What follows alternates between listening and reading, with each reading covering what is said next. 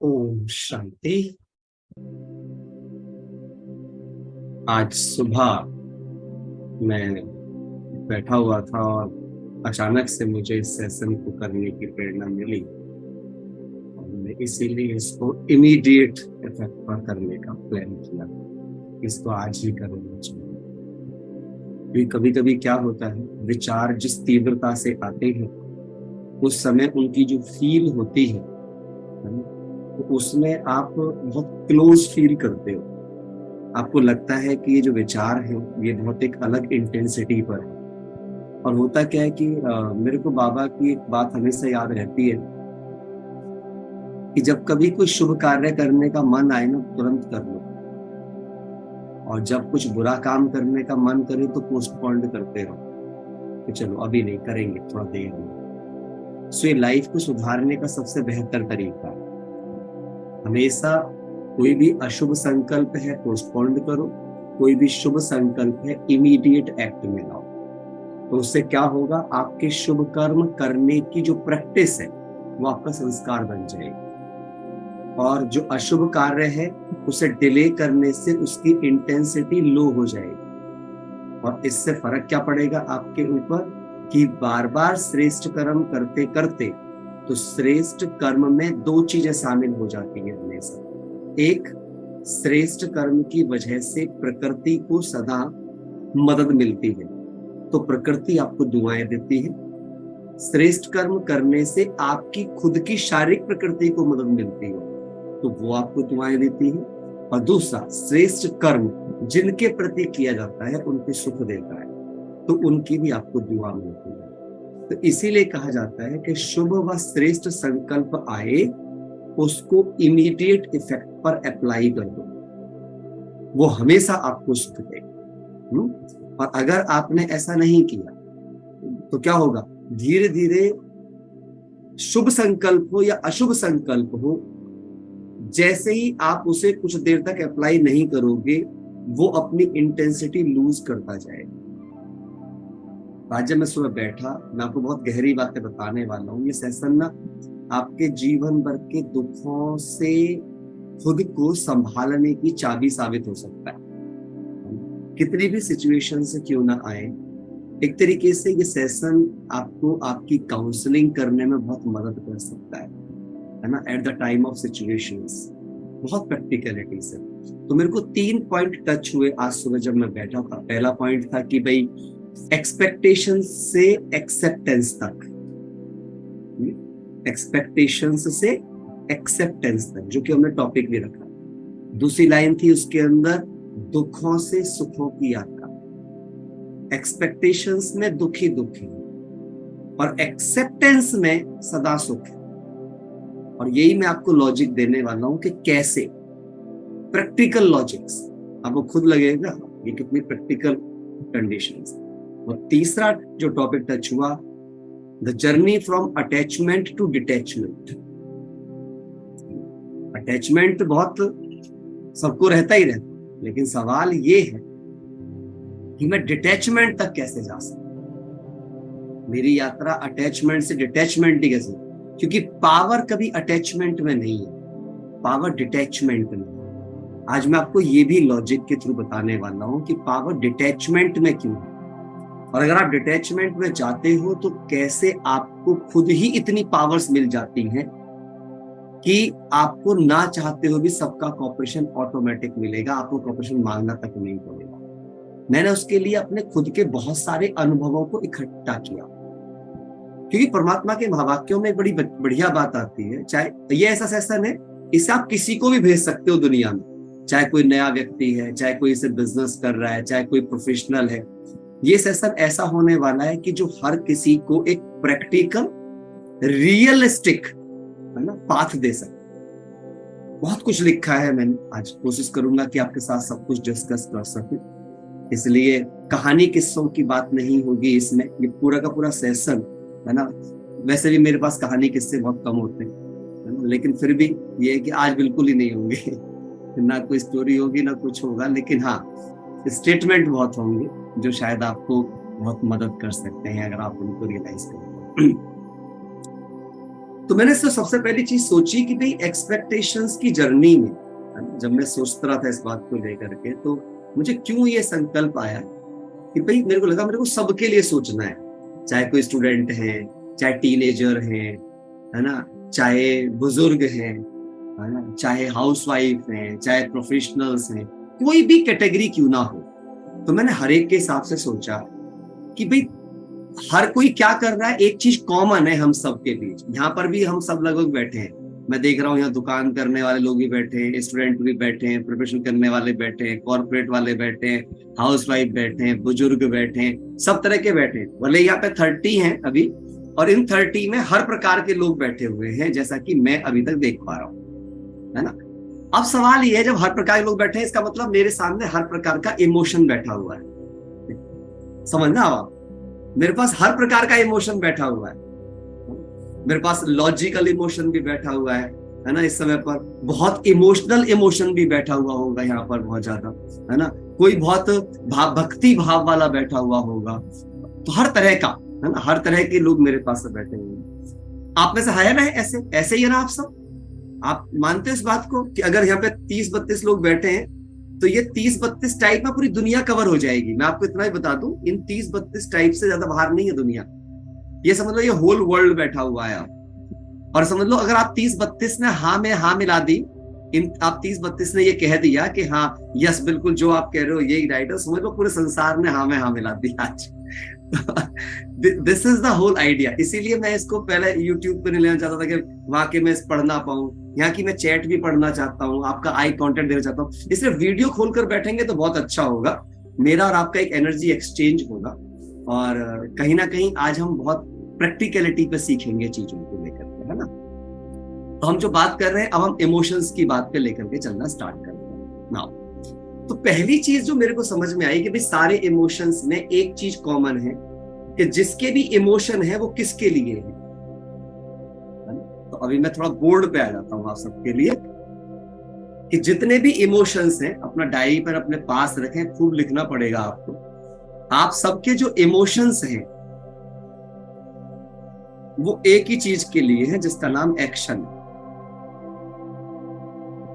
कर्म से बात, कर्म से बंधे हुए।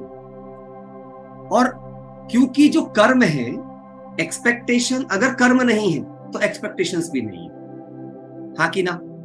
आप हाँ ना करते रहेंगे तो मुझे आइडिया मिलता रहेगा कि मैं जो बात बोलूं, अगर आप मेरी बात से डिफर करते हो ना, तो आज केवल आपको सुनना नहीं है, you can chat it out. आप चैट कर सकते हो, आप बता सकते हो चैट के माध्यम से, अपना आप डिजिटल हैंड रेज कर सकते हो, किसी को अपनी बात पूरी कहनी भी हो। तो आज आपको पूरा मौका दे रहा हूं मैं इस बात के लिए, ताकि ये पूरी हमारी जो बात है वो बिल्कुल प्रॉपर जाए। सो आप सब मानते हो कि जितने भी हमारे पास में, अगर आपकी चाहे एक्सपेक्टेशंस की बात हो और चाहे एक्सेप्टेंस की बात हो, अगर कर्मा है तो इन दोनों गुणों का कुछ लेना देना है, और अगर कर्मा नहीं है तो इनका कुछ भी लेना देना नहीं है। एम आई राइट और रॉन्ग? एक्सपेक्टेशन करोगे तो भी कर्मा के प्रति करोगे, और एक्सेप्टेंस करोगे तो भी कर्माज में करोगे। लेकिन सवाल ये आता है कि एक है जो दुख देगा, मैक्सिमम टाइम इसका कारण होगा दुख, और एक्सेप्टेंस जो होगा ये हमेशा आपको सुख देगा। कारण क्या होता है? एक बड़ी गहरी बात है, आप याद रखना इस बात को जो मैं लिखने जा रहा हूं अभी आप लोग के सामने।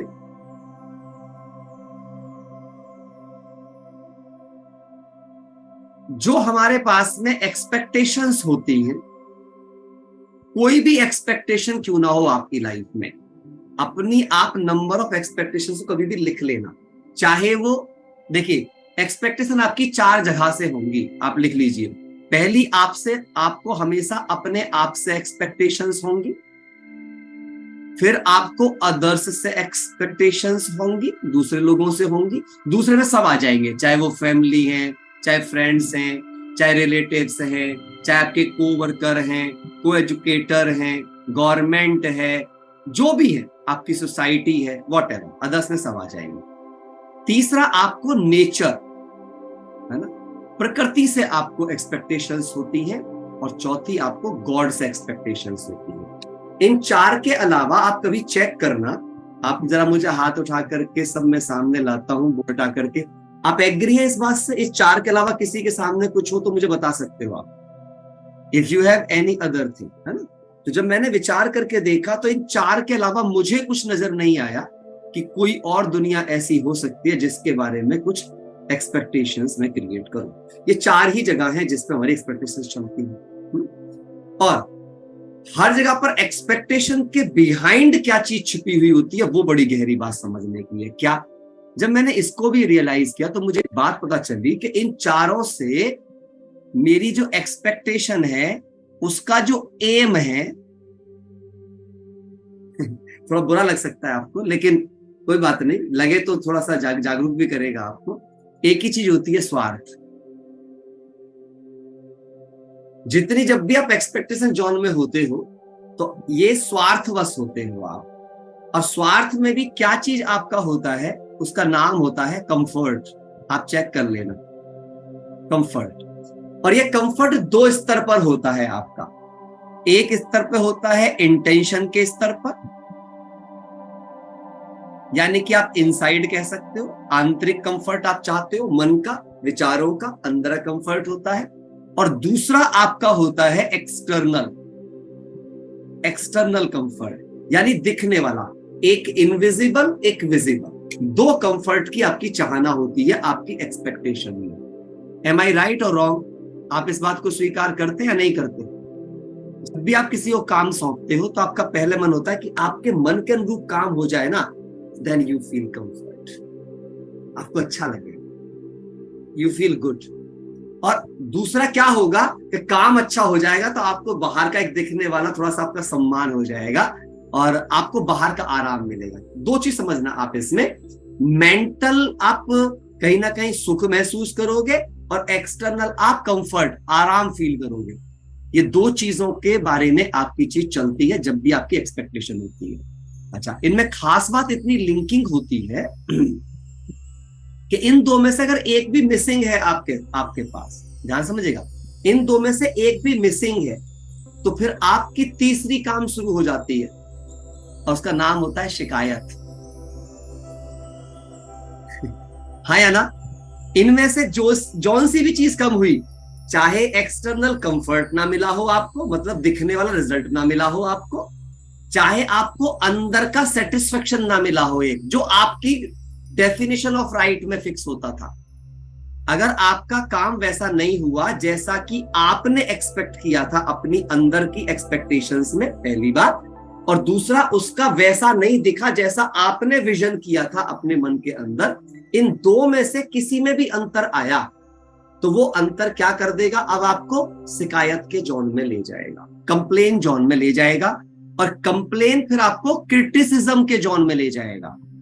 जो क्रिटिसिज्म तीन चीजों का होगा, स्पेशली लिख लो आप इस बात को, ये बड़ी गहरी सी काउंसलिंग है। वो तीन तरह क्रिटिसिज्म होगा। आप सेल्फ को क्रिटिसाइज करोगे पहले, अरे यार मैंने किसको काम सौंप दिया, नहीं देना चाहिए था, पहले ही सोच लेना चाहिए था, इन्हें क्यों दे दिया, मैं तो पहले ही सोच रहा था ये नहीं कर पाएंगे। इसे कहते हैं सेल्फ क्रिटिसिज्म। खुद को कोसना शुरू कर देना, मैंने ऐसा क्यों कर दिया। फिर शुरू होगा अदर्स क्रिटिसिज्म, पहले से ही पता था ये तो किसी लायक है ही नहीं, इनको तो कोई काम सौंपना ही नहीं चाहिए कभी भी, आगे से तो बिल्कुल नहीं सौंपूंगा मैं इनको कोई भी काम। सो अविश्वास हो जाना और दूसरे क्रिटिसिज्म करना। और अगर दोनों में से किसी पर बस ना चले, भगवान ने तो मेरी किस्मत ही खराब लिख दी, तो फिर वो नहीं बचता, ऊपर बैठा हुआ फिर उसको कोसना शुरू, तू तो मेरी सुनता ही नहीं है, तेरा तो करके भी कुछ फायदा नहीं है, तेरा नाम लेने कोई फायदा नहीं है, इतने दिन से योग कर रहे हैं, इतने दिन से फलाने कर रहे हैं, तेरी मुरलियां सुन रहे हैं। कुछ तो ऐसे भी ज्ञान वाले भी, बाहर वाले तो करते ही करते हैं। और इससे पहले एक काम क्योंकि वो कर चुके होते हैं, रिश्वत चढ़ा चुके होते हैं भगवान को भी, तू ये काम कर दे तो मैं ये करूं, तू वो काम कर दे तो मैं वो करूं। तो रिश्वतखोरी में हम यहाँ पर भी बाज नहीं आते, एंड वी ट्राई कि हम उनको देने के लिए वो चीज करते हैं नहीं करते, ऐसा ही है ना। कोई बोलेगा बाबा हम 21 दिन का योग लगाते हैं, यहाँ पे लोग योग लगाते हैं 21 दिन का, भोग लगवाते हैं स्पेशल काइंड का, ताकि मेरा बस वो काम होना चाहिए। I am badly want my comfort basically. तो मैंने ये देखा इस चीज में, और इस पूरी प्रक्रिया को करते समय प्रॉब्लम कहां पे आ रही है मुझे ये समझ ही नहीं आ रहा है कि मैं एक्सपेक्टेशन करते करते करते करते हो क्या रहा हूं, एक्सेप्टेंस से दूर जा रहा हूं।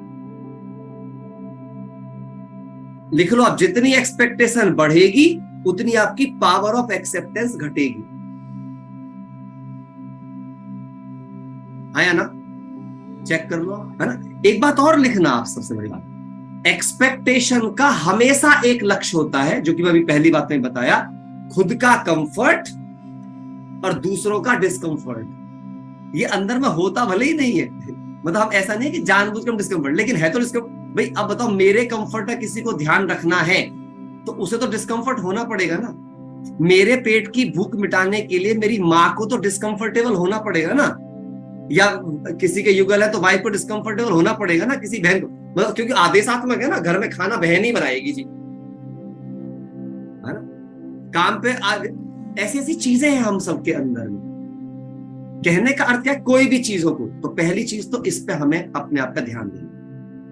इसके लिए फिर मैंने एक और चीज सोची जो मैंने लिखा है। अब आपको यहाँ पे विचार करना होगा अगर आपको इससे बाहर आना चाहते हैं, और ये हर केस में होगा। एक स्टूडेंट पढ़ने वाला हो वो भी यही कर रहा होगा, है ना? हम दो तरह गेम ही खेलते हैं। हम कभी भी एक्सेप्टेंस के गेम नहीं खेलते, हम हमेशा एक्सपेक्टेशंस के गेम खेलते हैं। और एक्सपेक्टेशन का गेम जो होता है वो फिर कंप्लेन क्रिटिसिज्म से होते होते ब्लेम तक चला जाता है। ब्लेम गेम जो हम बोलते हैं, ब्लेम तक चला जाता है। फिर हम पता नहीं किस किस चीज को ब्लेम करें। इवन देन लोग अपने माँ बाप को नहीं बख्शते, फिर हमारे तो माँ बाप ही ऐसे थे करके वहां तक जाती है फिर कहानी। और वो इस पूरे प्रोसेस में ये भूल जाते हैं कि वो जितना कंप्लेन का गेम खेलेंगे, क्रिटिसिज्म का गेम खेलेंगे, ब्लेम का गेम खेलेंगे, उतना ज्यादा वे खुद को और हर्ट और हर्ट और हर्ट, मतलब और डेफिशिएंट कर रहे हैं वो अपनी पावर्स, क्योंकि वो सच से भाग रहे हैं। थोड़ा चिंतन योग सब्जेक्ट है। आप सब इसे आप रियलाइज कर पा रहे हो जो बात मैं बोल रहा हूं, मैं सच बोल रहा हूं या गलत बोल रहा हूं? ये समझने की बात है। नाउ अब हम आगे चलते हैं। तो मैंने एक बात सोचा, एक्सपेक्टेशंस क्यों बढ़ी दुनिया में, क्योंकि ये जानना बहुत जरूरी है। जब तक आप ये नहीं जानोगे, और क्या एक्सपेक्टेशंस रहनी चाहिए या नहीं रहनी चाहिए, क्या अब दुनिया में तो नियम बना दिए कि you get what you expect. ये तो मतलब अगर आप मोटिवेशन की जितनी किताबें पढ़ोगे और जितने स्पीकर्स को सुनोगे, उन सबका तो है ही ये हाल। हाँ, सीधा ब्लेम होता है। अच्छा, हाँ, ये भी ठीक है ना? तो अब एक और चीज समझनी है कि आजकल क्या स्टेटमेंट होता है, you get what you expect. अब ये जो स्टेटमेंट है ये सत्य है, लेकिन अधूरा। You get what you expect, ये अधूरा सत्य है, अधूरा सत्य है। आपको कभी कभी आप गलती क्या करोगे, क्योंकि आपको ये समझाना जरूर पड़ेगा, if you expect right then you accept, sorry, you got right. अगर एक्सपेक्ट राइट करोगे तभी, यानी कि जब आपकी अपेक्षा सही होगी तभी प्राप्ति सही होगी। ये बात बोलना ज्यादा जरूरी है। अच्छा, कोई बोलेगा कि नहीं नहीं, वो तो नेगेटिव करेंगे तो नेगेटिव मिल जाएगा, लेकिन क्या नेगेटिव चाहते थे क्या आप? चाहते नहीं हो ना नेगेटिव, तो चाहते राइट हो, लेकिन बोला केवल एक्सपेक्टेशन नहीं, कुछ नहीं। अट्रैक्शंस का लॉ हर प्रकार से लागू उस रूप में नहीं होता जितना वो बताया जाता है करके, क्योंकि अगर अट्रैक्शंस लॉ लागू हो जाएगा तो ड्रामा का लॉ खत्म हो जाएगा। सो वो उसी चीज पर है कि अगर आपका वैल्यू सिस्टम राइट है ना, वैल्यू सिस्टम राइट है, वही होने वाला है जो चीजें बेसिकली नियम में बंधी हुई है, नियम से बाहर नहीं जाएंगी। इसीलिए लॉ ऑफ अट्रैक्शन से ऊपर भी एक और लॉ है। लॉ ऑफ अट्रैक्शन काम करता है ना, लेकिन उससे ऊपर एक और लॉ काम करता है जिसका नाम है लॉ ऑफ कर्मा। उसको आप ओवरकम नहीं कर सकते। इवन देन आपके लॉ ऑफ अट्रैक्शन की इंटेंसिटी भी आपके लॉ ऑफ कर्मा में बंधी हुई है। कई बार आप देखते होंगे कि आप लॉ ऑफ अट्रैक्शन का प्रयोग कर रहे हो, बट फिर भी आपको वो नहीं मिल रहा है, क्योंकि आपके कर्मा ने आपको ऐसा बांध रखा है कि आप अपने द्वारा अट्रैक्टेड, समझिएगा, अपने द्वारा अट्रैक्टेड सिचुएशंस में भी पूरा फेथ नहीं रख पा रहे हो। लॉ ऑफ अट्रैक्शन काम करेगा at the level of your faith. आपकी फेथ की इंटेंसिटी कितनी होगी, आपकी एक्सेप्टेंस की इंटेंसिटी कितनी होगी। और एक बात याद रखिएगा, लॉ ऑफ अट्रैक्शन में भी एक और लॉ शामिल होता है, लिखा हुआ है, आप जब पढ़ोगे लॉ ऑफ अट्रैक्शन को, लॉ ऑफ एक्शन। उसमें बोला है कि अट्रैक्शन जो है वो ठीक है, लेकिन without putting the massive action you can't get what you attract. आप जिसको अट्रैक्ट करने का प्रयास कर रहे हो, अगर उसकी इंटेंसिटी पर आपने खुद में बदलाव करते हुए अपने एटीट्यूड, माइंडसेट और वर्क एथिक में चेंज नहीं किया, तो आप अपने अट्रैक्शन तक कभी नहीं पहुंचोगे। इसीलिए अट्रैक्शंस कभी भी बढ़िया नहीं होते। Attractions are the lower in quality. दुनिया में आप देख लीजिए, आकर्षणों ने इस दुनिया को सिर्फ, चाहे शुरू से कहीं भी देख लेना आप, जब आप आकर्षित होते हो, प्रभावित होते हो, तो आप अपने आप से दूर हो जाते हो। आप जिस पर आकर्षित होते हो वो आपके माइंड पर हावी हो जाता है और आप खुद से दूर हो जाते हो। इसीलिए एक बात हमेशा याद रखिएगा, दुनिया में जो किताबें होती हैं उनमें लिखा रहता है कि leadership is a matter of influence. Sorry, this is not true completely. Leadership is a matter of true inspiration and realisation, not a influence. प्रभाव बहुत अधिक दिनों तक नहीं रहता, प्रभाव का समय पीरियड कम होता है। याद रखिएगा इस बात को। प्रभाव साइंस के अनुरूप इंडक्शन की तरह होता है, जैसे self induction and mutual induction. यानी कि एक कॉइल में कुछ चेंज होता है तो उसके से दूसरी कॉइल में चेंज आता है, तो जैसी कॉइल हटती है चेंज चला जाता है। बेसिकली आप और लिख लीजिएगा, इन्फ्लुएंस का जो होता है, प्रभावित करना, या अट्रैक्शन का नियम जो होता है, बहुत गहरी बात समझा रहा हूं मैं आपको। जो अट्रैक्शन का नियम होता है या जो प्रभाव का नियम होता है, उसमें एक और कमजोरी होती है, इट इज ओनली मोटिवेशनल। क्योंकि अगर केवल अट्रैक्शन से सब कुछ मिल जाता तो दुनिया बैठ के सिर्फ अट्रैक्शन पे ही काम कर रही होती, उसके बाद की चीजें उसमें ना लगाई जाती। अट्रैक्शन किसी भी चीज की शुरुआत है। जैसे पेड़ का आधार बीज होता है, एम आई राइट और रॉन्ग? कोई भी पेड़ हो, बीज होता है, बीज के बाद दूसरी चीज धरनी होती है। अच्छा, बीज हो धरनी ना हो, आपका पेड़ उगेगा? पत्थर में बो के देखो, नहीं ना। तो बीज है तो दूसरी चीज क्या चीज चाहिए? धरनी। चलो, अब धरनी भी मिल गई, बीज भी मिल गया और आपने बो दिया, बढ़ जाएगा पेड़, फल देगा आपको। What you need, you need to put the whole action what it required. जो कुछ उसको चाहिए, जितना खाद, जितना पानी, जितनी धूप, है ना, जो सुरक्षा, जो उसकी खरपतवार को उससे हटाने की बात, जितना कुछ चाहिए, जो एनवायरमेंट, हाँ, है ना, जो उसको चाहिए, जब तक वो उसको नहीं मिलेगा तो वो कभी भी आपको वो नहीं दे सकता जो आप उससे एक्सपेक्ट कर रहे हो या जिसको आप अट्रैक्ट कर रहे हो। दैट्स वाई एक्सपेक्टेशन का लॉ और अट्रैक्शन का लॉ कारगर नहीं होता जब तक वो उस पर्सनैलिटी से बैकअप ना किया जाए जो पर्सनैलिटी उसके लिए रिक्वायर्ड है। और इसी के लिए फिर मैंने एक चीज लिखी कि आपकी जो एक्सपेक्टेशन है उसे अचीवमेंट तक पहुंचने के लिए, अंडरलाइन करके लिखो, बड़ा प्यारा स्टेटमेंट है ये, आपकी एक्सपेक्टेशन को अचीवमेंट तक पहुंचने के लिए 3 पाथ से पास होना पड़ेगा। 3 path, path of wish, path of want and path of will. 3 path होंगे आपके उसमें। पाथ ऑफ विश, विश मिल जाए, काश, कहते ना विश करो, लोग बड़े बचपन सिखाई जाती है बच्चों को, तो बेटा विश करो, भगवान से विश करो, है ना, वो बेचारा विशफुल ही हो जाता है। सो विशफुल थिंकिंग कभी कुछ बड़ा नहीं कर सकती आपकी जिंदगी के अंदर, बट हाँ, शुरुआत विश से होगी। जैसे बीज चाहिए, बीज है विश, लेकिन अब आप उस कहते हैं how badly you want you will get. आप कितना बुरी तरह से चाहते हो उतना आपको मिलेगा।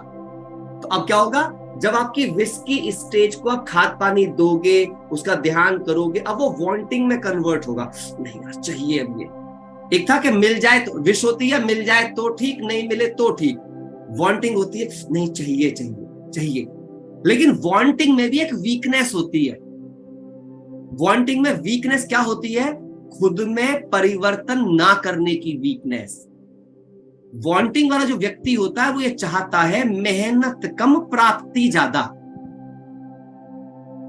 जो वांट एटीट्यूड का व्यक्ति होता है, ये चाहिए भाई, ये होना चाहिए, मेरे पास भी ये होना चाहिए, विश और वांटिंग की स्टेज में ये चीज उसके पास आने लगती है।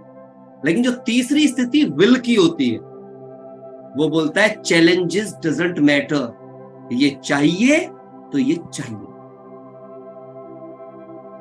अब आपको ये सोचना पड़ेगा, लेकिन ये कौन बोल पाएगा? अब ध्यान समझना अब आप मेरी बात को। अब मैं जा रहा हूं एक्सेप्टेंस के जोन की तरफ, ट्रेवल करूंगा मैं यहां से, एक्सपेक्टेशन को छोड़कर अब मैं एक्सेप्टेंस तक जाने वाला हूं। ये कौन कर पाएगा पाथ को चेंज?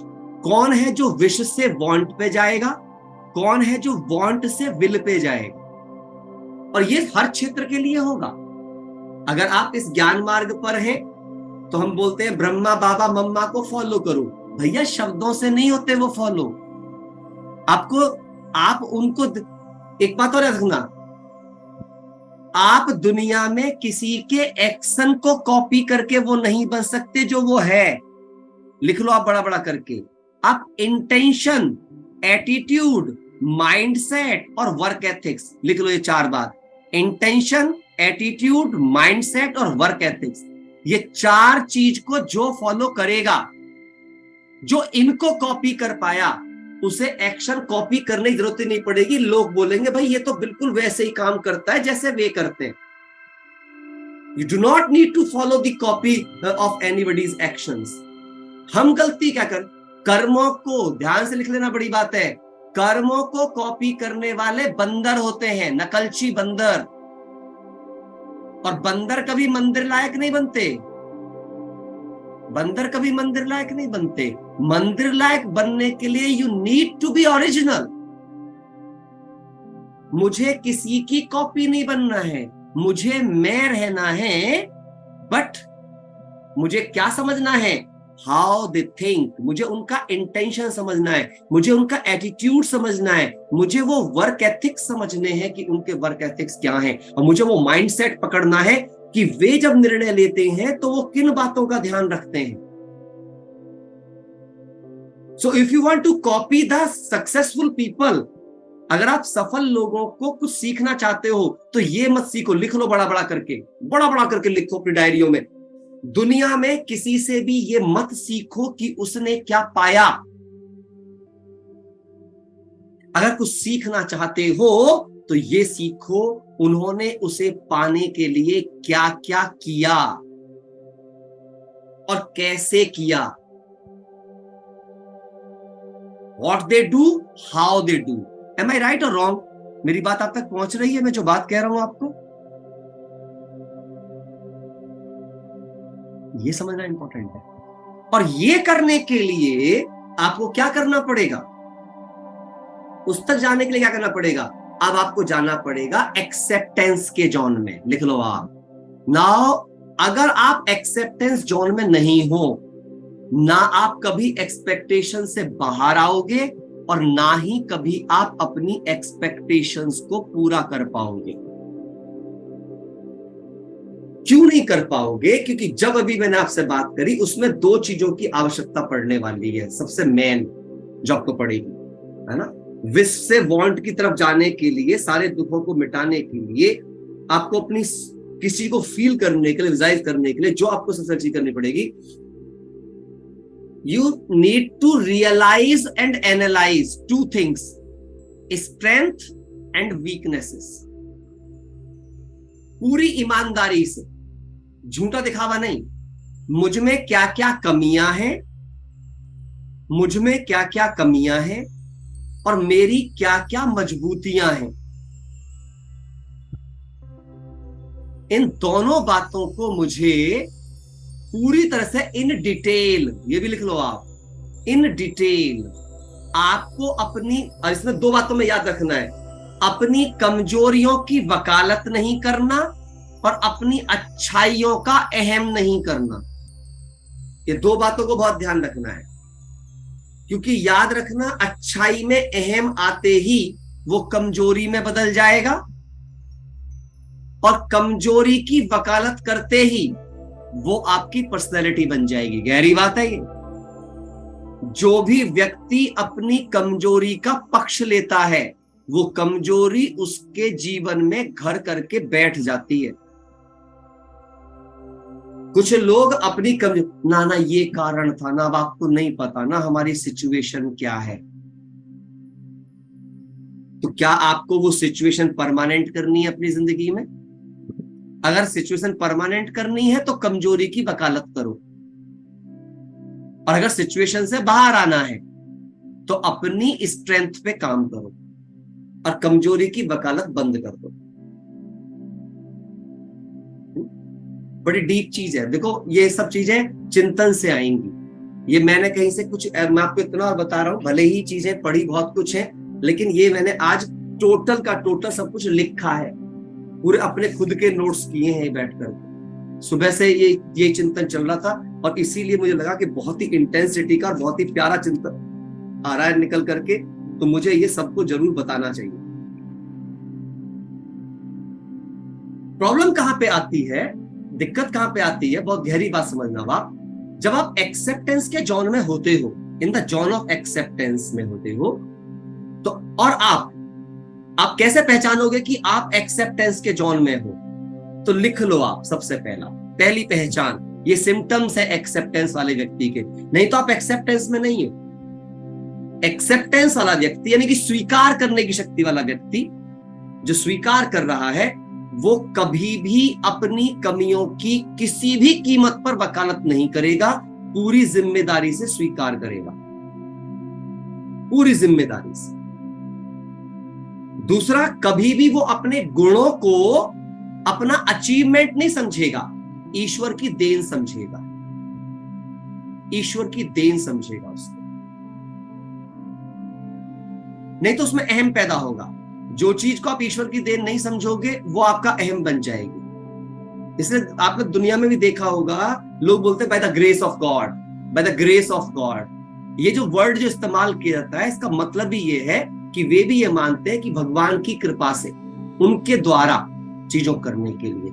इससे आप में निरहंकारिता बनी रहती है। और याद रखना, जो व्यक्ति निरहंकारी होता है, हम्बल होता है, वो व्यक्ति हमेशा ऊपर जाता है, वो हमेशा ग्रो करेगा चीजों में देखा। तो एक तो एक्सेप्टेंस का पता चलेगा कि जो अपने ये दो काम करेगा। दूसरा कैसे पता चलेगा? जो एक्सेप्टेंस वाला व्यक्ति होगा वो ये बात 100% सदा याद रखिएगा कि इस दुनिया का हर इंसान, लिख लो आप एक पूरा स्टेटमेंट, इस दुनिया का हर इंसान एक अलग मन, अलग बुद्धि है, अर्थात एक अलग इमोशन है, अर्थात एक अलग एटीट्यूड है। इस दुनिया का हर इंसान एक अलग मन है, अलग बुद्धि है, अलग सोचने का तरीका है, अलग फील करने का तरीका है।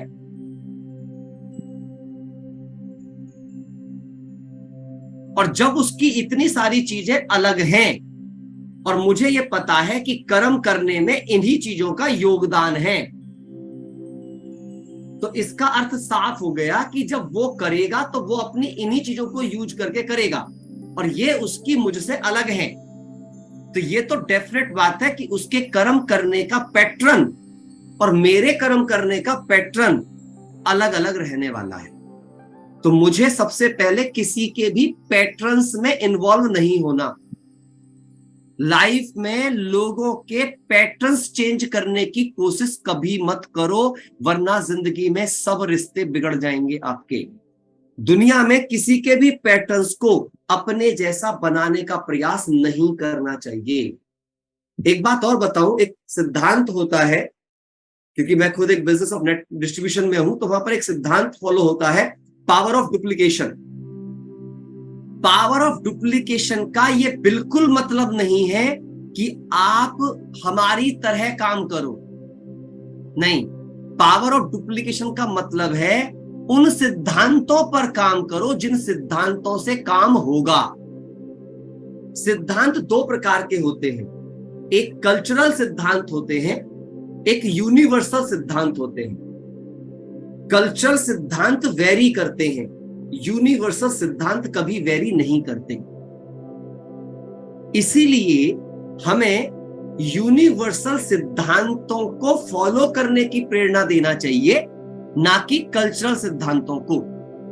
अगर आप कल्चरल सिद्धांतों से जाओगे तो आप राइट रॉन्ग के चक्कर में पड़ जाओगे और आपस में एक दूसरे को क्रिटिसाइज करने लगोगे। मैं राइट की तू राइट का चक्कर शुरू हो जाएगा और आप समझ लीजिए ना संबंध अच्छे रहेंगे ना कर्म अच्छा रहेगा। लेकिन जब आप समझ जाओगे कि यूनिवर्स हमें क्या बताना है कि भाई देखो, जैसे आप सपोज करो मैं रेड लाइट पे जा रहा हूं, आप भी रेड लाइट पे जा रहे हो, हमारे लिए यूनिवर्स सिद्धांत है कि रेड लाइट पे जाकर के हमें गाड़ी रोकनी है। आपको समझ में आ रही बात?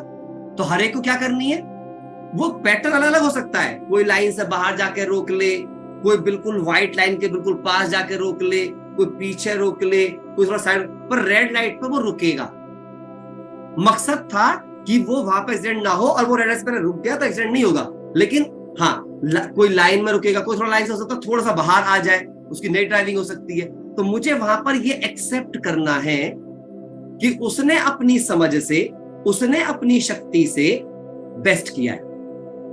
लिख लो आप, जिस दिन आप दुनिया को इस बात के लिए क्षमा करना शुरू कर दोगे कि इस दुनिया में हर इंसान अपनी समझ, अपनी शक्ति से बेस्ट कर रहा है, उस दिन आपसे सुंदर रिश्ते इस धरती पर किसी के नहीं होंगे। नेक्स्ट स्टेप लिखो, मैं कैसे क्षमा करता हूं। मैं सारी बातें लेके जा रहा हूं आपको एक्सेप्टेंस के जॉन पर। बहुत ही ब्यूटीफुल चीज है ये। दूसरी बात, मैं हमेशा इस बात को सोचता हूं, जो अगर आप लोग सोच लोगे तो बिलीव करना, आपके लिए क्षमादान बहुत आसान हो जाएगा। मेरे लिए क्षमादान इस चीज में बड़ा आसान हो गया।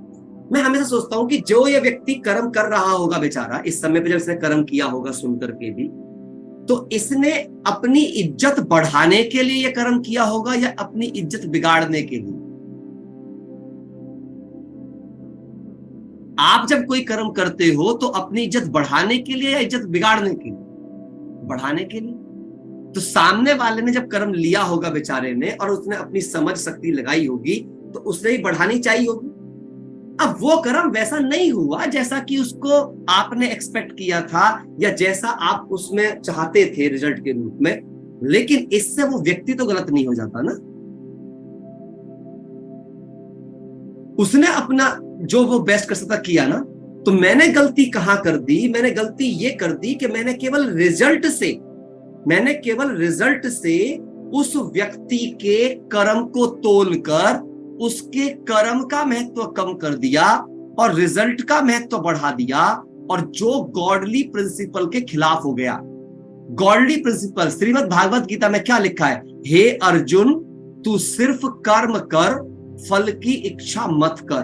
पर मैंने फल को प्रायोरिटी दे दिया और उस बेचारे के कर्म के महत्व को इतना छोटा कर दिया कि अब उसकी जो दिल थी वो छोटी हो गई।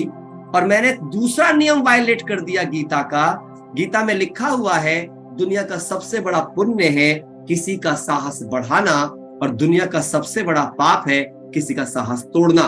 जबकि मुझे यहाँ करना यह चाहिए था कि उस आत्मा ने एक सकारात्मक कदम बढ़ाया अपना एक कर्म की ओर को, और वो कुछ हद तक पहुंचा। भले ही वैसा नहीं हुआ, 100 में 100% नहीं हुआ, पर अगर वो आज 25% कर पाया, तो अगर मैं उसमें कल भरोसा दिखाऊंगा, उसे प्यार दूंगा, उसे कॉपरेशन दूंगा, उसे केयर दूंगा, तो कल वो 50% तक आएगा, परसों 75 तक आएगा, और एक दिन वो 100% तक भी जरूर आएगा। पर किससे आएगा? मेरे फेथ से, मेरे भरोसे से। मेरा विश्वास जो है वो बढ़ा हुआ है, तो मेरा काम क्या है? मेरे बड़े विश्वास की पहचान क्या है और उसे एक्सेप्ट करने का पैटर्न क्या है? कि जब मैं अपना विश्वास उसे उधार में दूं, ना कि अपनी गंदी जबान से, अपनी कंप्लेनिंग से, अपनी ब्लेमिंग से, अपनी क्रिटिसिज्म से बेचारे का जितना विश्वास है उसको भी तोड़ दूं, ताकि अगली बार वो ये कहते ना जी ये काम करने के तो मैं योग्य नहीं हूं। और आप देख लो, आज आप सारे साथी जिस काम को करने में योग्य नहीं हो, किसी ना किसी ने आपको उस काम को करने में डिमोरलाइज किया है। तुम ये नहीं कर सकते हो, तुमसे ये नहीं होगा।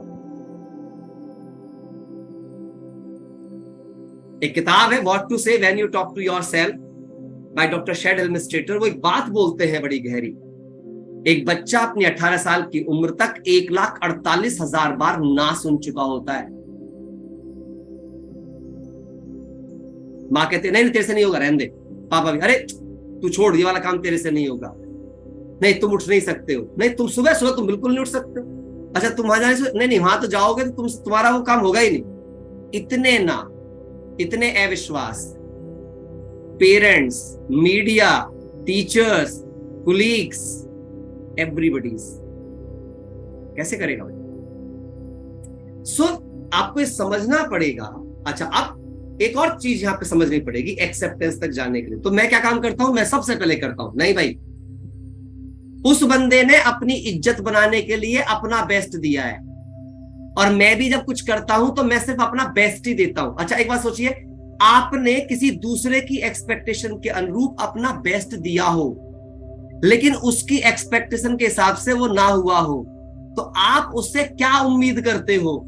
वे आपके बेस्ट को अप्रिशिएट करें या criticise? What you expect from them? मैंने तो अपना बेस्ट दिया है ना, नहीं हुआ तो मैं क्या कर सकता हूं? बन गए वकील साहब अपने। और वही बात जब दूसरे के केस में होती है तो वहां बन गए जज साहब, नहीं नहीं नहीं ऐसे कैसे हो सकता है, तेरे को इतना सा भी नहीं हुआ। तो जैसे आपकी नजर में दूसरे का इतना सा है, ऐसे ही दूसरे की नजर में आपका भी इतना सा ही है। Am I right or wrong? समझ में आ रही है मेरी पूरी बात आपको? So try to understand very carefully. Acceptance. इसके अलावा मैं कैसे एक्सेप्ट करता हूं? जब गीता में लिखा हुआ है, हे अर्जुन, जो हुआ अच्छा, जो हो रहा है अच्छा, और जो होने वाला है अच्छा, या तो इसमें निश्चय करो या छोड़ दो। भगवान कह रहे हैं कि बच्चे जो हुआ कल्याणकारी, जो हो रहा है कल्याणकारी, सब कल्याणकारी है। जब सब कल्याणकारी है तो फिर मैं राइट रॉन्ग के चक्कर में क्यों पड़ रहा हूं? क्यों कल्याणकारी है? मैंने इस पे विचार किया, गहरी बात। एक बात आप लिख लो, आप जब काम आपकी मर्जी के अनुरूप होता है, लिख लो सब, बढ़िया बढ़िया बात है बहुत ही। जब काम आपकी मर्जी के अनुरूप होता है तो आप अचीवर बनते हो।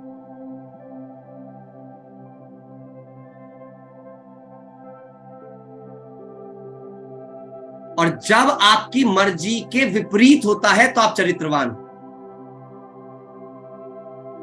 आप सोचो कितनी उल्टी बात कह रहा है ये। मेरी सारी बातें होती उल्टी सीधी है, और बाद में आपको सीधी लगेंगी ये। बिकॉज जब आपकी मर्जी के अनुरूप होता है तो आपको बाहर का दिखने वाला रिवार्ड मिलता है, और जब आपके मर्जी के विपरीत होता है तो आपके अंदर की भावनाओं की चेकिंग होती है कि आप में कितनी सहन करने की और समाने की शक्ति है।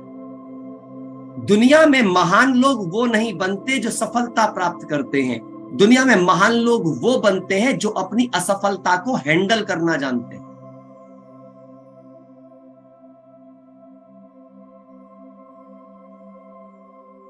सफलता में सब खुश होना जानते हैं भाई, अच्छा अच्छा मिले तो नाचते हैं सब। और एक बात और लिख लेना, success celebrate, failure tolerate. Success celebrate, failure tolerate.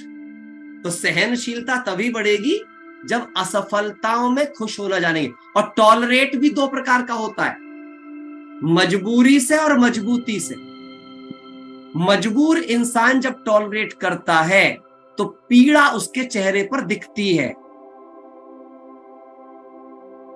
मजबूर। और जो मजबूत सहन करता है वो खुशी से नाचता है परेशानियों में भी। और परमात्मा कहते हैं किसी इंसान का चरित्र तब पता नहीं चलता जब सब कुछ उसके मन माफिक हो रहा हो, उसका असली चरित्र तब सामने आता है जब सब कुछ विपरीत चल रहा हो। जैसे हमारे ब्रह्मा बाबा, जब बेगरी पार्ट आया तो पता चला ब्रह्मा क्या चीज है, मम्मा क्या चीज है, दादियां क्या चीज है। तब नहीं जब 14 साल तक राजकुमारों की तरह पालना चल रही थी, क्योंकि 380 आए थे और कितने रहे बाद में, 14 साल की भट्टी के बाद एक ही साल के अंदर कुछ बेगरी पार्ट आया और उसमें से केवल 38-40 बचे थे, बाकी सब निकल गए, क्योंकि सब सहनसाई ठाठ जीने आए थे। गहरी बातें हैं। सो आपका पथ अगर बहुत सुगम है तो वो महानता की ओर नहीं जाता है। इसी किसी ने कहा कि आराम का फल मीठा, आज तक किसी ने पढ़ा हो तो मुझे दिखाओ कोटेशन, आराम का फल मीठा। क्या लिखा है? मेहनत का फल मीठा। आज तक कहीं लिखा है अपरिवर्तन रहो तो शक्ति मिलेगी? बताओ कहीं किसी ने पढ़ा हो? क्या लिखा रहता है? परिवर्तन में शक्ति है, परिवर्तन में शक्ति, बदलाव में शक्ति। और क्या लिखा हुआ है? बदल जाओ नहीं तो बदल दिए जाओगे। स्टेटमेंट है, बदल जाओ नहीं तो बदल दिए जाओगे। इसका मतलब भी आप समझ गए होगे अच्छे ढंग से, है ना? या तो बदल जाओ नहीं तो भगवान तो बदल ही देगा फिर। नाउ अंडरस्टैंड वेरी केयरफुल, हमारी क्या स्थिति, क्या है हमारे अंदर।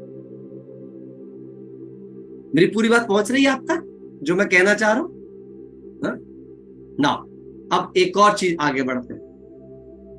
एक्सेप्टेंस ऐसे बढ़ती है ना, लेकिन एक और चीज है, हमें क्या हुआ कि मोटिवेशनल चीजें जब से चलना शुरू हुई, उन्होंने हमें गलत एक्सपेक्टेशंस करना सिखा दिया।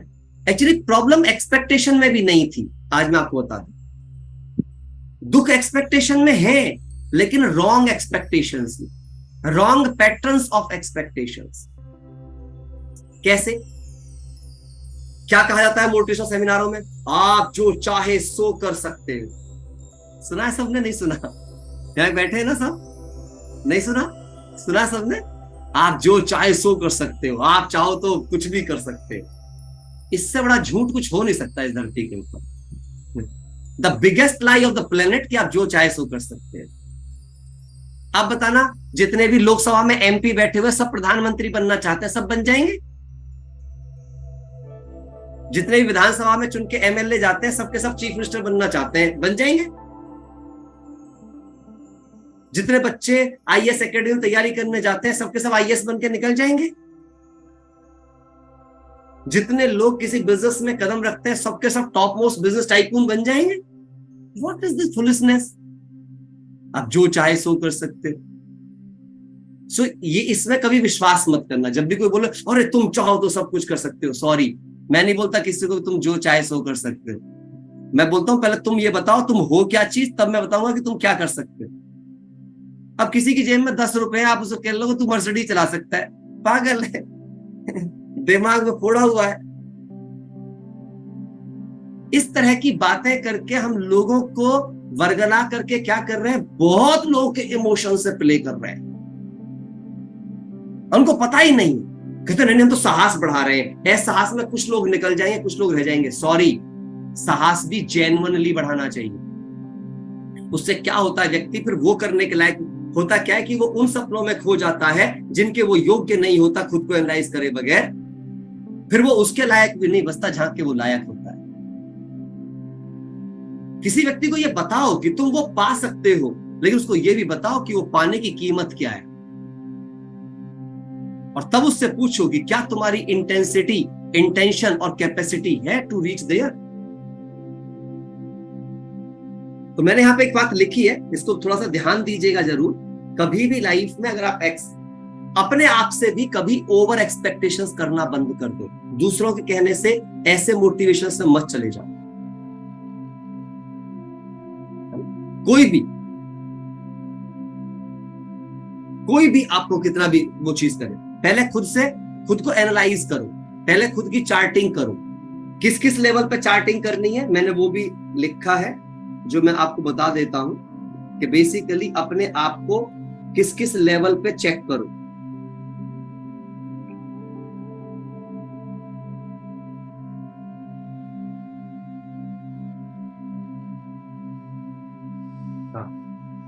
अपने आप को आप चेक करो कई सारी चीजों पे। पहली बात, आप चेक करो अपने आप को, अपने इंटेंशन का लेवल, अपने एटीट्यूड का लेवल, कि मेरी अभी सोच किस स्तर पे है, मैं क्या सोच रहा हूं। अपने वर्क एथिक्स चेक करो। माना अगर किसी काम में सपोज करिए बैठने के लिए 6 घंटे की सिटिंग चाहिए, क्या मुझ में है 6 घंटे सिटिंग करने की कैपेसिटी? सपोज करो मुझे कुछ नई चीज लर्न करनी है उस पर्टिकुलर वर्क के लिए, क्या मेरे में वो है कि मैं सीखूंगा उस चीज को जाकर? Am I really focus? एक और बात याद रखना, विश से वांट तक जाने के लिए चाहिए कंसिस्टेंसी, और वांट से विल तक जाने के लिए चाहिए परसिस्टेंसी। अब कंसिस्टेंसी का मतलब क्या होता है? परिस्थितियां जब मेरे पक्ष में हो तो मैं लगातार काम करूं, इसे कहते हैं कंसिस्टेंसी। और जब मेरी परिस्थितियां बिल्कुल मेरे विपरीत हो जाएं और तब भी मैं लगातार काम करूं, इसे कहते हैं परसिस्टेंसी। यानी persist the self to do what is required, जो कुछ भी आवश्यक है वो करने के लिए खुद को परसिस्ट करना, तब आप पहुंचोगे विल तक। सो कंसिस्टेंट व्यक्ति कभी विल तक नहीं पहुंचता है, परसिस्टेंट व्यक्ति ही विल तक पहुंचता है। जिसमें परसिस्टेंसी होगी they will reach to will. समझ आ रही है मेरी पूरी बात आप सबको? Got it now? तो अब समझना इस बात को लेकर के है कि जब भी मुझे एक्सपेक्टेशंस करनी है तो मुझे अपनी इंटेंशन, एटीट्यूड, अपने वर्क एथिक्स, अपने रिसोर्सेज भी चेक करो कि जिस काम के लिए मैंने अपने कदम आगे बढ़ाए हैं वो मुझे कहां तक ले जाने में सक्षम है। जैसे अगर आपको यहां से अमेरिका जाना हो, अब आपके पास सोचो जी मैं कार से अमेरिका जाऊंगा, इज इट पॉसिबल? भले ही आप पे कितनी भी लेटेस्ट कार हो। ये अंडरस्टैंड करना जरूरी है। आपको हमेशा ये याद रखना है कि आपका सपना कुछ भी है, आप जहां भी पहुंचना चाहते हो यू कैन, बट पहले ये देखो आज कहां हो। तो एक चीज आप लिख लो, आप सबको मैं बोलना चाहूंगा, ये काम सब करना अगर आप अपने आप को बढ़ाना चाहते हो आगे। मैं यहां पे लिखने जा रहा हूं, और ये ईमानदार जांच है, अगर करोगे तो ही होगा, नहीं तो कुछ नहीं होगा। करंट पर्सनैलिटी,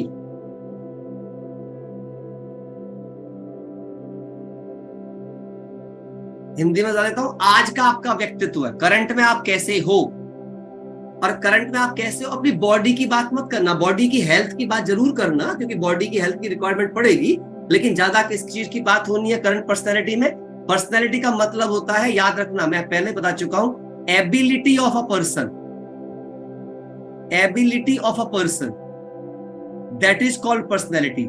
व्यक्तित्व का मतलब है व्यक्ति के अंदर का तत्व, इनसाइड क्या हो आपका सोचने का तरीका क्या है, समझने का तरीका क्या है, आपकी मेमोरी क्या है, आपका अटेंशन स्पान कितना है, आप में खुद को कंट्रोल करने कितनी कैपेसिटी है, आप डिस्ट्रैक्शन से खुद को कितना बचा सकते हो, दिस ऑल अबाउट मी। तो करंट पर्सनैलिटी को आपको करना है वर्सेस, है ना, current personality versus required personality. Required for what? जो आप एक्सपेक्ट कर रहे हो।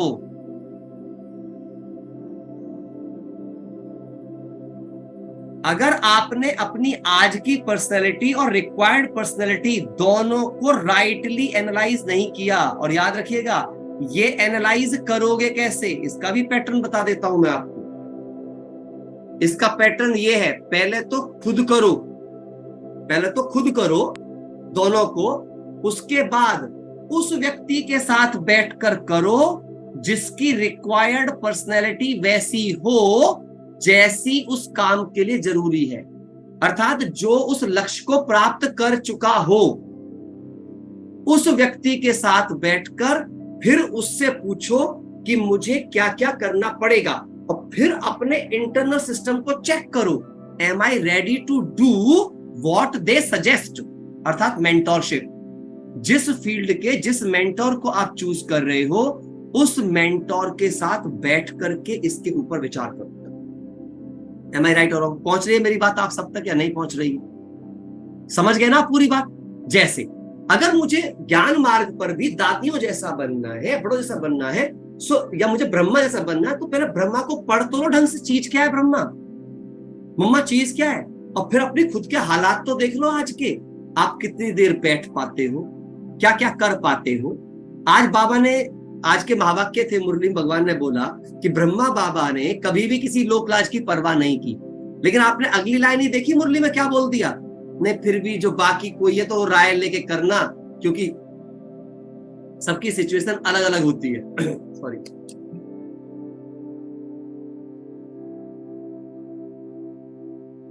सबकी सिचुएशन अलग अलग होती है। क्यों बोल दिया? क्योंकि बाबा जानते हैं कि उनकी कैपेसिटी यहां है और बच्चों की कैपेसिटी भी यहां है। उन्होंने तो एक ही पल में जैसे ही मिला ज्ञान सब त्याग दिया। और हमारे हालात क्या है? हम में वो कैपेसिटी है? हम पूछे अपने आप से। तो कभी भी जब दूसरे व्यक्ति से भी आप अपने आप को, एक बात याद रखना, सेल्फ क्रिटिसिज्म क्यों शुरू होती है, सेल्फ एक्सपेक्टेशंस क्यों शुरू होती हैं? लिख लो आप, सेल्फ एक्सपेक्टेशन को जन्म देता है कंपैरिजन। कंपैरिजन, तुलना। अरे उनके पास ये, अब हम खुद से एक्सपेक्टेशन, मुझे इनके जैसा बनना है, मुझे उनके जैसा बनना है। जब भी आप किसी के जैसे बनने की कोशिश कर रहे हो, इसका मतलब आप सेल्फ एक्सपेक्टेशंस के शिकार बहुत गहराई से होते जा रहे हो, और ये आपको बहुत बीमार बनाएगी। तो क्या आपको बोले, क्या किसी से प्रेरणा लेनी चाहिए उनके जैसा बनने की? नहीं, मुझे मेरे जैसा रहना चाहिए। बस मुझे पहले सवाल पूछना चाहिए कि मुझे उनके जैसा बनना क्यों है। मैं ऐसा सवाल पूछने लगाऊंगा कि मुझे उनके जैसा बनना है या मुझे वो पाना है जो उनके पास है। Understand very carefully. मुझे किसी के जैसा नहीं बनना, मुझे वो पाना है जो उनके पास है। तो मुझे माइंडसेट में उनके जैसा बनना है। मुझे बाहर से उनके जैसा बनने का प्रयास नहीं करना है, मुझे वो एटीट्यूड समझना है मुझे, और वो मुझे मेरी पर्सनैलिटी में शामिल करना है। उसे मुझे मेरे माइंड और इंटेलेक्ट के लिए कंफर्टेबल बनाना है, तब मैं वो कर पाऊंगा। हाँ या ना? सबको, सब तक मेरी बात पहुंच रही है, नहीं पहुंच रही है? ये चीज बड़ी इंपॉर्टेंट है। जब आप इस पे काम करोगे तो क्या हो जाएगा? एक्सेप्टेंस बढ़ जाएगी। राइट एक्सपेक्टेशंस का लास्ट एक चीज बताने जा रहा हूं। राइट एक्सपेक्टेशंस क्या होती है?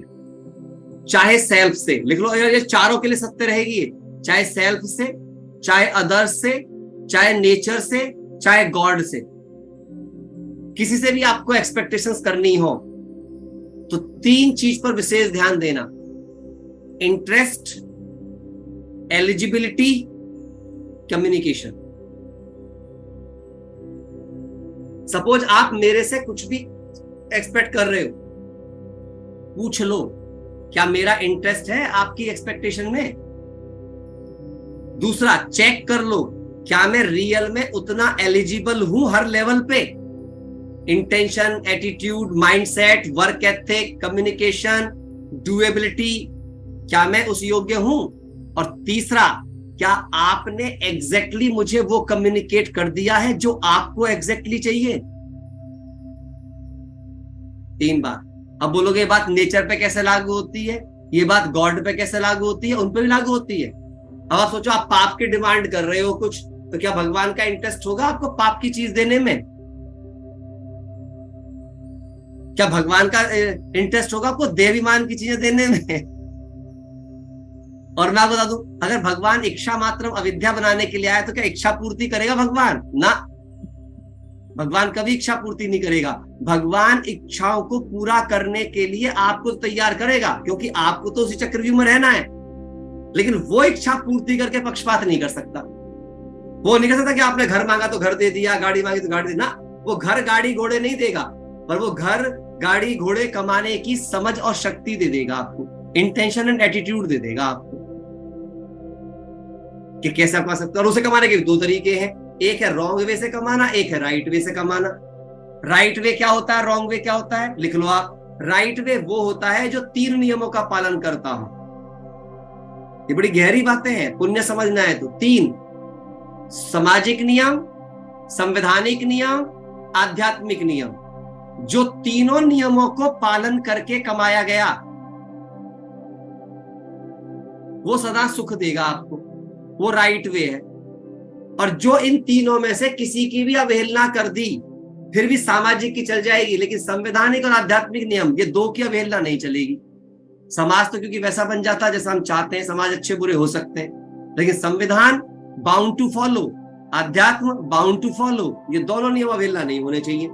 अगर इन दोनों नियमों को आपने अवहेलना करी तो गए काम से, फिर आपका पापा कर्म बन गया, वो रॉन्ग वे हो गया आपका। सो एक्सपेक्टेशन किसी से भी करो, आप अपने बच्चों से करो, कुलीग से करो, पर 3 बात चेक करके करो। पहला, क्या जो आप उनसे एक्सपेक्टेशन कर रहे हो उनका इंटरेस्ट है? दूसरा, क्या वो वास्तव में उसे कर पाने के योग्य हैं?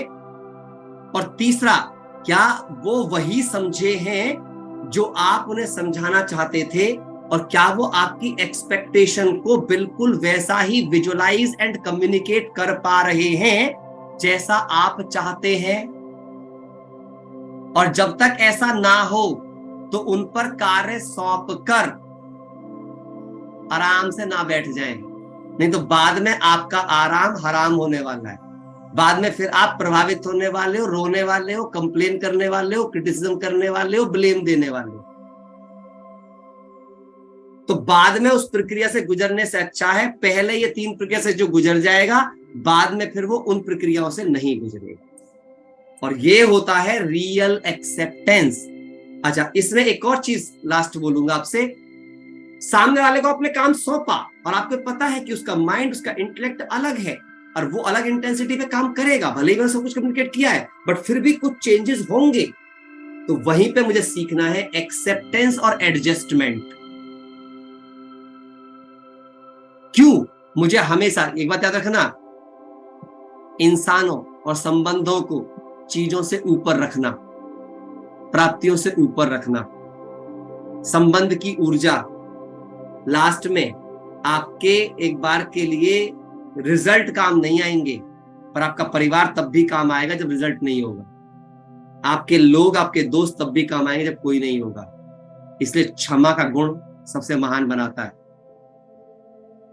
आपको जैसे फिर उसने कैसा भी किया हो, सपोज आपकी एक्सपेक्टेशन से 90% किया हो, 80 किया हो, इमीडिएटली आपको उनकी तारीफ करते हुए, स्वीकार करते हुए, जो उसमें जरूरी चेंज करके सुधार सकता सुधार कर लो, वरना उतने को ही अपना 100% मान लो उस पर्टिकुलर टाइम के लिए, और अगली बार के लिए प्रयास करो फिर और आगे जाने के लिए। याद रखना, जीवन में किसी भी चीज का नुकसान कभी भी बड़ा नहीं होता है, लेकिन संबंध का टूटना दुनिया का सबसे बड़ा नुकसान होता है, चाहे खुद के साथ, चाहे खुदा के साथ, चाहे लोगों के साथ। एक्सेप्टेंस, हम मेहमान हैं दुनिया में, मुसाफिर हैं 4 दिन के, यात्रा पूरी होगी, सब चल देंगे, तो किसी का दिल हमें दुखाना नहीं है। और याद रखना, चरित्र को सदा चीजों से ऊपर रखना। चीजें नष्ट हो जाएं, लेकिन कभी भी चरित्र नष्ट मत करना। अर्थात अपने शब्दों से कभी किसी का दिल मत दुखाना, ना खुद का ना किसी और का। नुकसान दोबारा कमाया जा सकता है, लेकिन भावनाओं को प्रभावित करना बहुत बड़ा नुकसान क्रिएट कर सकता है। ठीक है, होप सो आज की बात हम यहीं पे खत्म करेंगे। तो ये है, एक्सपेक्टेशन से बाहर आओ, राइट एक्सपेक्टेशंस में जाओ, राइट वे ऑफ वर्किंग को चूज करो, राइट पर्सनैलिटी को ऑब्जर्व करो। आप कुछ भी बन सकते हैं, इसमें विश्वास करना बंद करो, बल्कि बैठकर अपनी करंट पर्सनैलिटी को देखकर, जो बनना चाहते हो उस रिक्वायर्ड पर्सनैलिटी को देखकर, इसके बीच के गैप को समझकर, विश, वांट और विल को चेक करके अपनी जर्नी पूरी कर लो। होप सो मेरी बात समझाई हो। किसी के मन में कोई सवाल है तो raise your hand, I am ready to answer. अगर आपके मन में कोई भी सवाल है, आप मुझसे पूछ सकते हैं अपना डिजिटल हैंड रेज करके। कोई भी सवाल किसी के मन में है, कोई पूछना चाहते हैं आज के टॉपिक से रिलेटेड कुछ भी, सब कुछ क्लियर हुआ है? तो एक्सपेक्टेशन है। अच्छा, ममता कुछ पूछना चाहते हैं। यस ममता, बोलिए, अनम्यूट करो। हम शांति भाई जी। हम शांति जी। सर, ये जो आपने बताया विश से want and want say will, तो ये विल वाली जर्नी थोड़ा I mean, उसको स्ट्रगल आता है, वांट तक पहुंच जाते हैं, बट वांट से विल में कैसे जाएं? वही जो मैंने बताया, करंट पर्सनैलिटी को देखो पहले राइटली, पूरी ईमानदार जांच, और फिर वहां से विल तक जाने के लिए यू नीड टू क्या, रिक्वायर्ड पर्सनैलिटी, और उस गैप को देखो। जैसे जब आप कुछ खरीदने जाते हो, मान प्लॉट खरीदना है, अब आपके बैंक अकाउंट को देखोगे पहले और फिर प्लॉट की कीमत देखोगे। अगर मेरे बैंक के अंदर 1 करोड़ और प्लॉट 2 करोड़ का है, तो उसी के अकॉर्डिंग फिर मुझे अपनी क्षमताएं बढ़ानी होंगी। Then I can move on. अब वो मेहनत का काम है, उसके लिए फिर मेंटोरशिप के साथ बैठो, जो चीज, फिर ये देखो कि ये चीजें मैं कहां से मिलेंगी। जैसे मान लिया 1 करोड़ ही कमाना, पैसे की बात कर लेता हूँ, वो कमाना है, फिर देखोगे ना कि मुझे अपने प्रोफेशन में टाइम लगाना पड़ेगा, या मेरे पास कोई ज्वेलरी है या कोई और प्रॉपर्टी है, क्या क्या ऑप्शंस क्या क्या है। So find the options and work on them. पर ध्यान रखना, ऑप्शंस वो चूज करने हैं, उसके लिए भी समाधान दे दिया। सामाजिक, संवैधानिक, आध्यात्मिक, तीनों नियमों की पालना करते हुए होने चाहिए, उनसे बाहर के नहीं होने चाहिए। क्लियर हुई पूरी बात? हाँ जी भाई, थैंक यू। वेलकम जी। मोनिका बहन। ओम शांति भैया, thank you for your efforts for the session. भैया होता क्या है, समझ आती है ये बातें, we have this understanding, but कई बार life and the karmas are so fast that unless we really sit down and pre-plan ourselves, हम वो बार बार उसमें गिर जाते हैं। मतलब गिरना भी नहीं, लेकिन उसको उस लेवल पे नहीं कर पाते जिस लेवल पे हम अब बात कर रहे हैं। कारण है उसके पीछे। आप अपने से एक सवाल पूछना शुरू करो, सभी लोग, मैं आपको रियल बता रहा हूं, बहुत मजा आने वाला है। अपने से बस एक सवाल पूछो, जो कुछ मैं कर पाती हूं वो क्यों कर पाती हूं हर स्थिति में?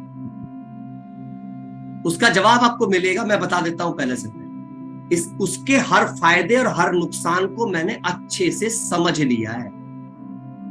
जिस गुण के, जितने गुण भी मेरी पर्सनैलिटी का पार्ट बन गए हैं, जिन्हें मैं किसी भी कीमत पर नहीं छोड़ती, वो वही गुण है जिनका हर फायदा, हर नुकसान मुझे रियलाइज भी है, एनालाइज भी है, हर प्रकार से मुझे पता है उसका, वो मैंने अपना लिया।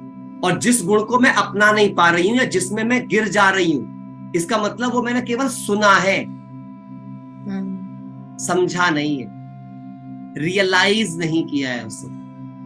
तो अब ये देखो, जो वो कमी, रियलाइजेशन की जो कमी है, वो ढूंढो, वो क्यों कमी है, मुझे उसमें क्या मिलना चाहिए। बड़ी गहरी बात बताता हूं मैं आपको, मुझे उसमें क्या देखना है, क्या लॉस भर दूं उसमें, या क्या गेनिंग भर दूं मैं, जिसके लिए मैं पागलपन की हद तक जा सकूं, जिसके लिए मुश्किल मुझे मुश्किल ना लगे।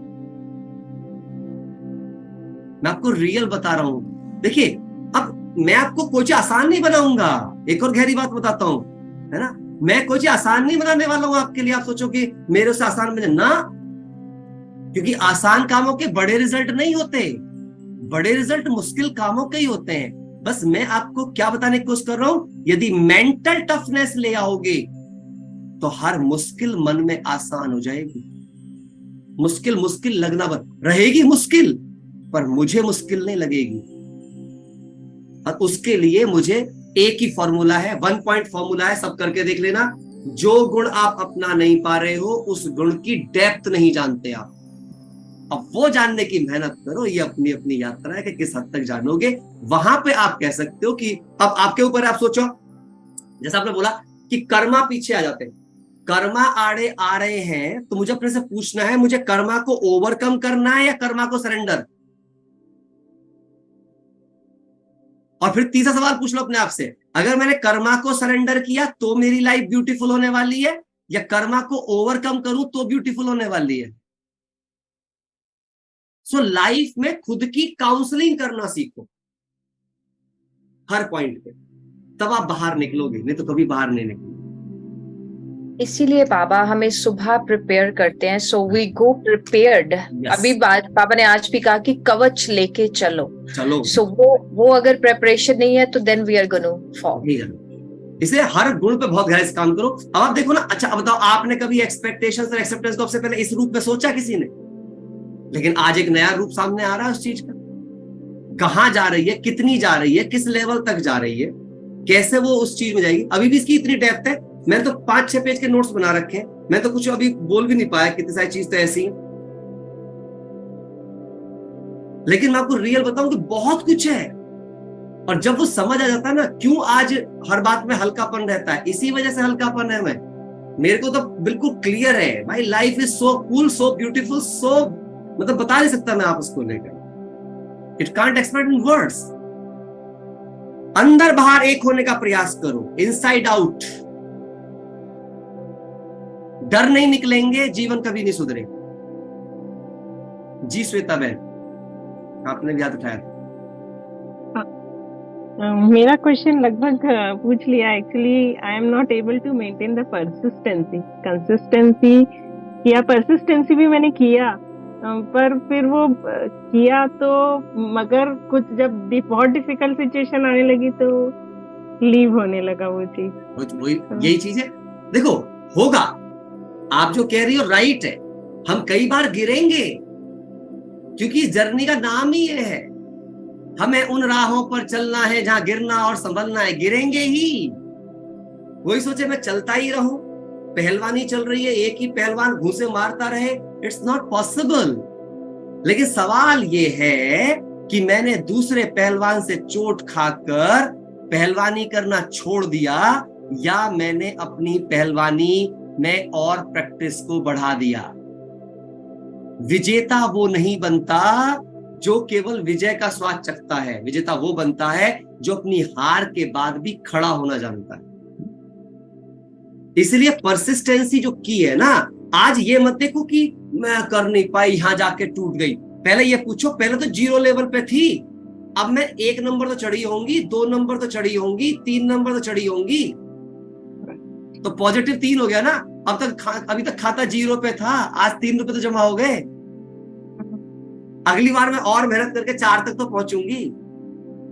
और एक गहरी बात याद रखना, बड़ी प्यारी बात बाबा हमारे परमात्मा मुरली में कितनी बढ़िया बात बोलते हैं, युद्ध के मैदान में वीर गति पाने वाला परमवीर चक्र का अधिकारी बन जाता है। अगर मैंने अपनी सच्चाई का युद्ध करती रही और उस युद्ध के दौरान में रही, तो मुझे परमवीर चक्र भी मिल सकता है। लेकिन अगर मैं भगोड़ी हो गई, नहीं मेरे से तो हो नहीं रहा, छोड़ दो, अब मेरे से कुछ नहीं होने वाला है करके, तो क्या हो जाएगा फिर? यू गो आउट, आप कहीं के नहीं बचोगे। तो इसलिए बस मैदान में टिके रहो और अपने प्रयास को निरंतर करते रहो। जर्नी में हो, आज रहो, लेकिन जर्नी की स्पीड बढ़ाओ, और स्पीड तब बढ़ेगी जब टाइम वेस्ट करना बंद करेंगे। आप ये चेक करो, मैं टाइम कहां वेस्ट हो रहा है। आप ये चेक करो कि हम वैल्यू किन चीजों को दे रहे हैं और किन को देनी चाहिए। ये डिफरेंस मिटाओ, किन को वैल्यू दे रहे हैं और देनी किन को चाहिए। जिस दिन ये डिफरेंस मिट गया, उस दिन लाइफ हमारी हमारे कंट्रोल में आ जाएगी। ठीक है जी, ठीक है। और कोई बात किसी के मन में?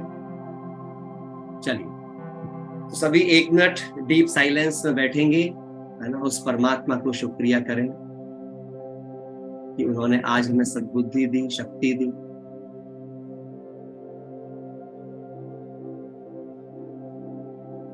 एंड हम सब आज सब एक्सपेक्टेशन से मुक्त,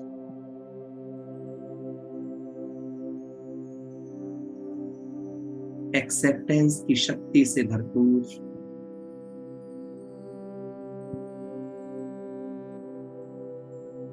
अनंत विल पावर वाले, सब कुछ पाने में सक्षम स्वयं भगवान हमारे साथी और सारथी हैं।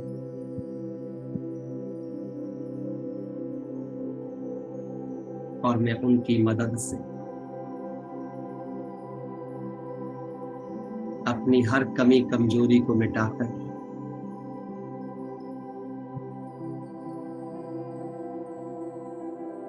अपने और अपने सभी संबंधी जनों के जीवन को सुख में, स्वस्थ, समृद्ध बनाने में सक्षम। शुक्रिया प्यारे पिता कि आपने मुझे समाधान स्वरूप और निर्विघ्न विजयी बनाया। शुक्रिया, शुक्रिया।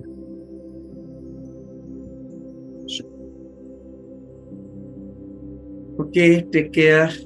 Bye bye. Om Shanti.